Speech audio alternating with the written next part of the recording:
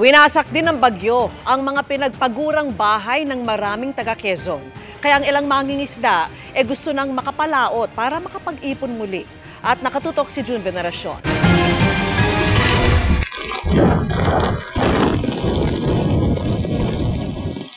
Sa tindi ng mga inihambalos na daluyong o storm surge ng bagyong Pipito, binaha ang bahagi ng isla ng Pulilio sa Quezon. Nawasak ang maraming bahay.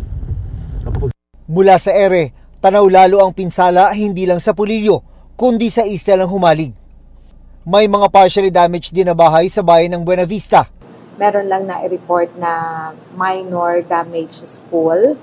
And then sa mga tao, yun lang partially and totally damaged na mga bahay kasi light materials. No?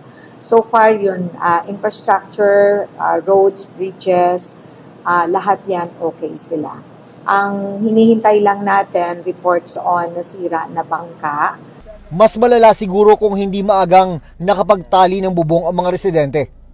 Kung walang ibarat po ang mga kahit mga bubong. At yung nabugso din talaga ng medyo malakas-lakas po ay hindi. Sa pagbabalik tahanan ng mahigit 100,000 residenteng lumikas dahil sa bagyo, bit-bit nila pauwi ang taimtim na panalangin.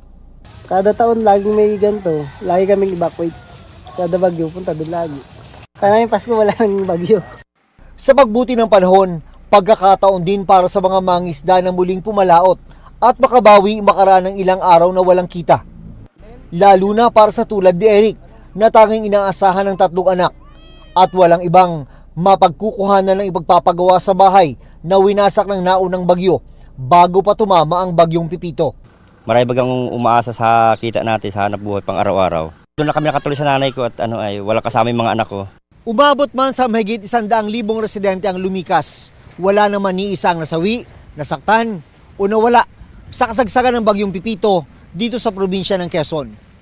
Para sa GMA Integrated News, June Veneracion, nakatutok, 24 oras.